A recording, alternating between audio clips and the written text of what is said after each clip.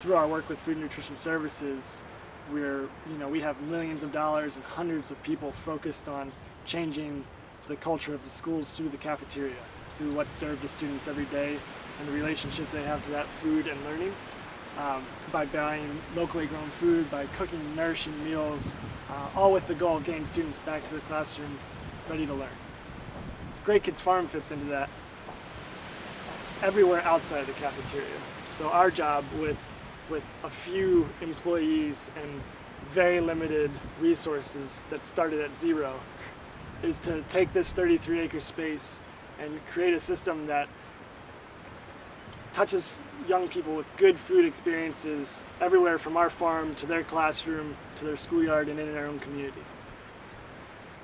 I think there's three reasons that you can condense a lot of what we all believe down into that of why this makes sense for students now. And the first is that all of the type of educational opportunities, learning opportunities we're trying to create by using food in living educational spaces, they take a different route towards learning. So it's through students' hands and through their mouths that we're sharing these lessons with them, be it fractions or be it ecosystem study.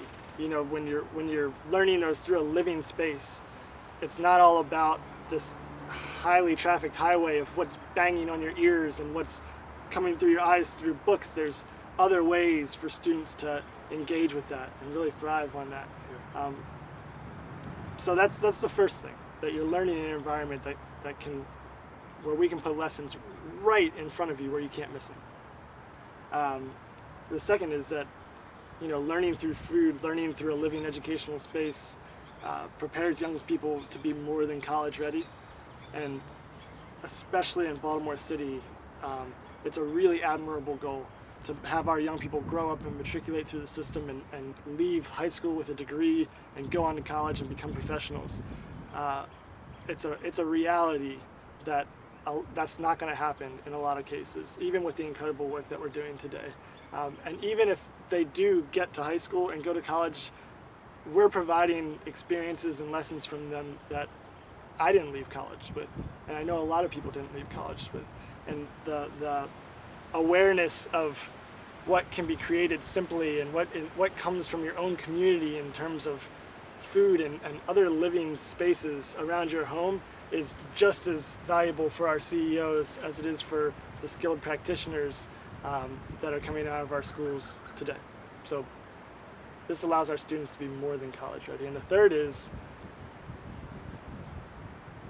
there's no real easy way to say this. I've been with the school system for almost 2 years now, farming, growing food with the school system, and I have not seen educational budgets grow in that time. We've only seen very drastic cuts. And the story of this place is the story of what happens to experiential education in a time when educational paradigms are so focused on testing and standardization and cuts are happening to budgets. Our children lose these experiences. What we're creating through Denzel's program, through our outreach from the farm, are living systems that are extraordinarily inexpensive. And so, you know, in education we invest in, just like in farming in a lot of cases, we invest in all of this depreciating infrastructure, computers that are outdated in 5 years, textbooks that a second edition comes out for the year later. And those things are really important, but we're not missing those opportunities. We're taking full advantage of our textbook and computer opportunities. You know, our worms double their population every couple of months.